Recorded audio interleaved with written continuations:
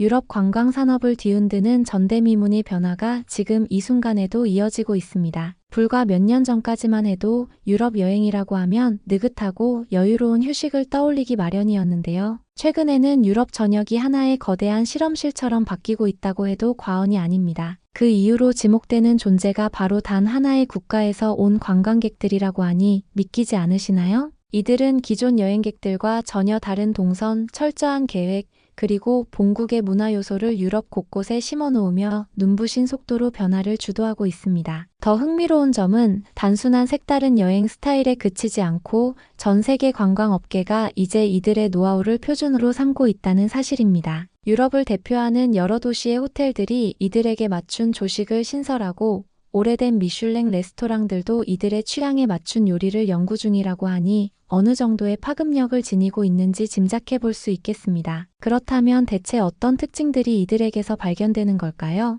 왜 공항, 레스토랑, 명품 매장까지 유럽 전체가 이들을 따라가자며 부산을 떠는 걸까요? 그리고 이들이 만들어내는 새로운 여행 문화는 과연 어디까지 확장될 수 있을까요? 이번 긴 이야기를 통해 조금 더 깊이 들여다보도록 하겠습니다. 많은 관광객들은 유럽 대형 공항에 도착하면 낯선 환경과 복잡한 동선 때문에 헤매기 마련입니다. 게다가 연간 수천만 명의 승객이 몰리는 런던 히드로나 파리 샤를 드골 공항에서는 줄 서는 데만 해도 한참 걸리고 면세점을 찾는 일도 간단치 않지요. 그런데 이들은 마치 군사작전이 진행되는 것처럼 치밀하고 빠르게 움직인다고 합니다. 시차로 인해 피곤한 기색 따위는 찾아보기 어렵고 오히려 에너지가 넘치는 모습이라는군요. 예를 들어 스마트폰에 설치된 일정 관리 앱을 통해 15분 단위로 쪼개진 계획표가 공유되는데 보안 검색대 앞에 긴 줄이 있다 싶으면 실시간으로 다른 검색대의 대기 시간을 확인해 즉시 동선을 변경한다고 합니다. 유럽 공항의 여러 직원들은 이 광경을 보고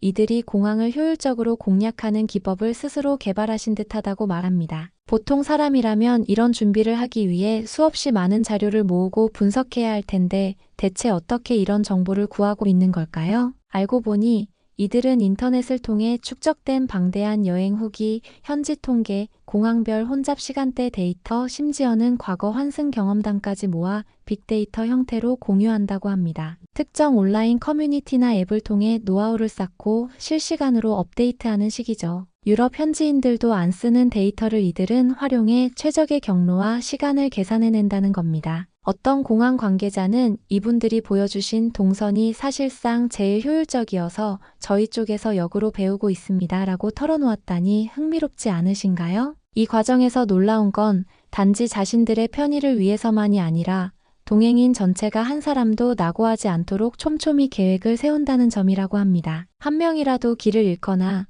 길어지는 입국 심사에 걸리면 곧바로 앱을 통해 그 사람의 위치를 파악하고 필요한 지원을 즉시 보내는 시기죠. 마치 특수부대가 작전을 수행하는 것 같은 이 장면을 본 현지 직원들은 처음엔 어딘가 모르게 기계적이면서도 서로를 챙기는 모습이 인상적이라고 말했다고 하네요. 공항 면세점은 대개 많은 관광객들이 여유 있게 구경도 하고 할인 품목을 살펴보면서 기념품을 찾는 공간으로 생각하곤 합니다. 하지만 이들은 쇼핑조차 하나의 철저한 프로젝트로 삼는 듯합니다. 브랜드별 가격, 센트 단위로 환산한 환율 차이, 세금 환급률을 사전에 계산해두고 자신이 방문할 공항 면세점과 시내 면세점의 목록을 비교한다고 하지요. 심지어 어떤 제품은 어느 도시에서 사는 게 더 이득인지까지 계산해 일정 전체를 설계할 때부터 런던에서 A를 사고 파리에서 B를 사고 로마에서는 C를 사자 같은 식으로 계획해버린다고 하니 더 이상 단순 쇼핑이라 부르기 어렵습니다. 실제로 면세점 점원들은 이들에 대해 경이로운 소비자들이라고 말하기도 합니다. 다른 관광객이 우왕좌왕하며 물건을 살펴볼 때 이들은 정확히 필요한 물건만 빠르게 구매하고 더 이상 군더더기가 없다는 것이죠. 그 덕에 매장 직원들도 불필요한 설명이나 판촉이 줄어들어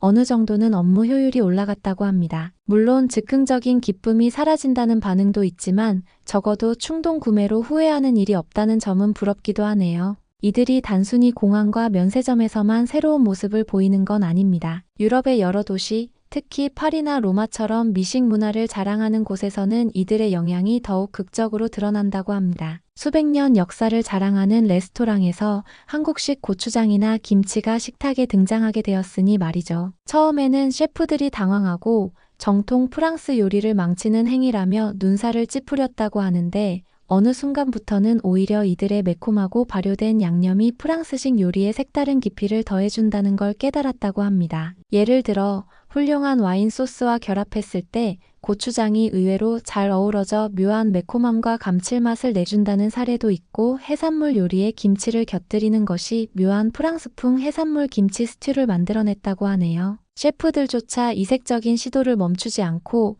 어느새 인터넷으로 한식 레시피를 찾아보며 연구하게 되었다고 합니다. 전통은 지키되 새로운 요소를 받아들이는 것이 진정한 셰프의 길이라고 말하는 이들도 늘었다고 하니 유럽 현지인들까지 입맛을 돋우는 이들의 영향력이 어디까지 이어질지 궁금해집니다. 재미있는 건 이런 변화를 주도하는 이들이 본인들 문화를 오만하게 강요하지 않는다는 평이 많다는 점입니다. 자국에서 공수한 식재료를 사용하지만 현지 레스토랑의 전통이나 분위기를 존중하며 필요한 경우엔 현지인에게 양해를 구한 뒤 조심스레 식탁에 올린다고 하네요. 셰프 입장에서는 처음에는 불쾌할 수 있어도 자세히 지켜보니 요리를 우습게 보는 게 아니라 자신들의 문화와 조화를 이뤄 더 풍부한 맛을 찾아보려 하는 것이란 사실을 알게 된다고 합니다. 다음으로 파리 샹젤리제 거리나 런던의 옥스퍼드 스트리트 같은 명품 쇼핑 메카에서도 이들은 새로운 소비 문화를 만들어내고 있습니다. 보통은 매장에 들어가 이것저것 구경하며 마음에 드는 물건을 구매하지만 이들은 이미 방문 전부터 온라인 커뮤니티나 SNS에서 여러 도시의 가격과 재고, 할인율 등을 꼼꼼히 조사해옵니다. 심지어 인플루언서들이 실시간 방송을 진행하며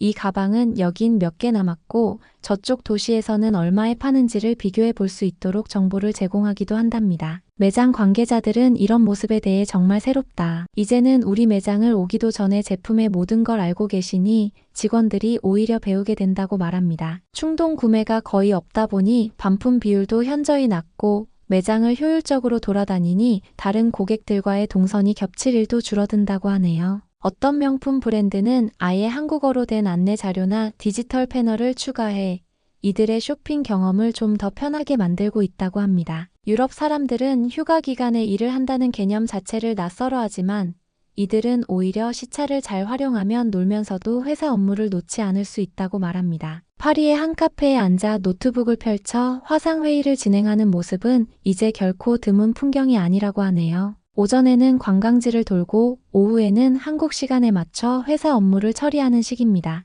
회사에서도 어차피 화상회의만 제때 들어오고 메일 처리를 놓치지 않으면 굳이 사무실에 나올 필요 없지 않느냐고 관대한 태도를 보이기도 한다고 합니다. 글로벌 시대가 되면서 오히려 각자 편한 시간대에 효율적으로 업무를 처리해주니 회사 입장에서는 손해볼 게 없다는 것이죠. 이러한 워케이션 패턴이 유럽 현지에까지 전해지며 몇몇 호텔은 아예 객실 내부의 작업 공간을 강화하거나 초고속 인터넷 환경을 제공하는 데 공을 들이고 있다고 합니다. 이렇듯 공항부터 레스토랑, 명품 매장, 그리고 카페까지 유럽 관광 산업의 모든 지점에서 이들이 빚어내는 변화는 놀랍고도 빠릅니다. 처음에는 너무 지나치게 효율만 찾는 게 아니냐라는 반응도 있었지만 점차 이들이야말로 새로운 트렌드를 제시하고 있다는 평가로 바뀌고 있습니다. 한 공항 직원은 이들이 그냥 하던 대로 움직이는 걸 보면서 공항 시설 배치를 조금씩 수정했더니 혼잡도가 눈에 띄게 줄었다라고 말하기도 했습니다. 레스토랑에서도 처음에는 고추장을 식탁에 두고 쓰는 손님들이 낯설었지만 지금은 저희 요리에 새로운 아이디어를 주시는 분들로 여기고 있습니다 라는 반응을 보이고 있습니다. 명품 매장 역시 오히려 이분들 덕분에 재고 관리 시스템을 고도화했고 실시간 가격 변동을 빠르게 반영하는 법을 익혔다고 합니다. 혁신가는 소비자가 아니라 판매자여야 한다는 말도 있지만 이번 경우에는 오히려 소비자가 혁신을 일으키는 셈이 되어버렸지요. 근본적으로 이들의 여행 방식이 유럽 문화를 이렇게 뒤집어 놓고 있는 이유는 무엇일까요? 전문가들은 데이터와 연결성, 그리고 문화적 융합 능력을 꼽습니다. 이들은 자국의 온라인 커뮤니티나 SNS 등을 통해 세계 각지의 여행 팁과 후기를 빅데이터화합니다. 어떤 공항이 언제 혼잡한지, 어떤 도시 면세점이 언제 세일을 하는지, 어느 명소가 몇 시에 가장 줄이 짧은지, 심지어 어떤 앱은 실시간 위치를 서로 확인해 공항 내에서 길 잃기를 원천 봉쇄해준다고도 하네요. 게다가 한국인 특유의 본인 문화를 존중하되 현지 문화를 해치지 않도록 조심한다는 성향도 크게 작용하는 듯합니다. 고추장과 김치를 가방에 넣고 다닌다고 해서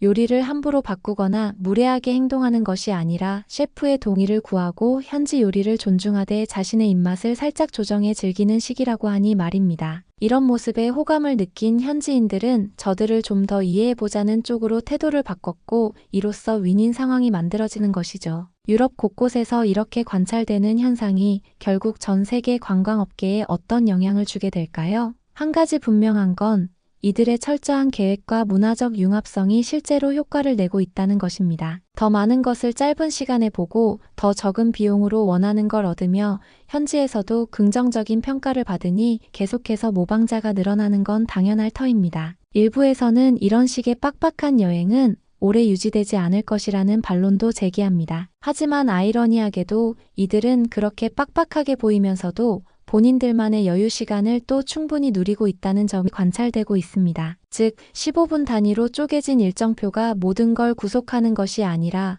오히려 돌발 상황에 대비한 가이드라인에 가깝다는 해석이 나옵니다. 실제로 날씨나 파업 등 변수가 생기면 즉시 플랜 B나 플랜 C를 실행해 큰 혼란 없이 일정 전체를 조금씩 조정해 나간다고 하네요. 기존 관광객들 같으면 공황 상태에 빠질 만한 상황에서도 이들은 이 경우엔 이 루트를 써야겠군요 라며 곧바로 경로를 바꾼다고 합니다. 이런 유연함이야말로 현지 업체들이 환영하는 핵심 포인트가 아닐까 싶습니다. 물론 이들의 여행 방식을 모두가 좋아하는 건 아닙니다. 여행은 예측 불가능성이 주는 재미가 핵심 아니냐라는 의견도 있고 너무 계획대로만 움직이면 어디서 삶의 낭만을 느끼나라고 묻는 이들도 많습니다. 하지만 그럼에도 불구하고 이들의 영향력은 유럽 관광업계를 송두리째 뒤흔들고 있습니다. 공항 측에서는 이들을 혁신적이라고 칭하고 레스토랑은 새로운 미식을 열어준다고 하고 명품 매장은 재고 관리와 충동 구매 감소로 업무 효율이 올라간다고 찬사를 보냅니다. 이를 보면 관광객이 소비하는 대상이라 여겨졌던 수많은 요소가 이제는 관광객에 의해 재구성되고 최적화되는 시대가 도래한 건 아닐까 싶습니다. 데이터와 기술이 발달한 지금 예전처럼 현지에서 한번 부딪혀보고 운에 맡기는 방식의 여행만이 답이 아니라는 것이죠. 한국인들은 이 점을 빠르게 간파해 자신들의 문화와 기술 활용 능력을 통해 전혀 새로운 라이프 스타일을 구현 중인 셈입니다. 전문가들은 이 흐름이 어디까지 갈지 아직 장담할 순 없지만 분명한 건 관광이 더 이상 느긋한 휴식에만 머물지 않는다는 점이라고 강조합니다. 그 과정에서 일과 놀이의 경계가 무너지고 효율과 자유시간이 공존하며 자국 문화와 현지 문화가 상호작용해 새로운 시너지를 내는 등 과거와는 전혀 다른 양상이 펼쳐진다는 것이지요. 유럽의 공항과 식당, 쇼핑 업계가 이토록 빨리 적응할 정도라면 앞으로 전 세계 어디서든 유사한 변화가 진행될 가능성이 큽니다. 정리하자면 이들은 한 국가에서 온 관광객이 아니라 전 세계 관광산업을 재편성하는 새로운 라이프 스타일의 전도사일지도 모르겠습니다. 한때는 여행 중에 왜 그렇게 일을 열심히 해요? 라던 시선이 이제는 이렇게 하면 시간 낭비를 줄이고 회사에서도 눈치 볼 필요 없이 즐길 수 있군요.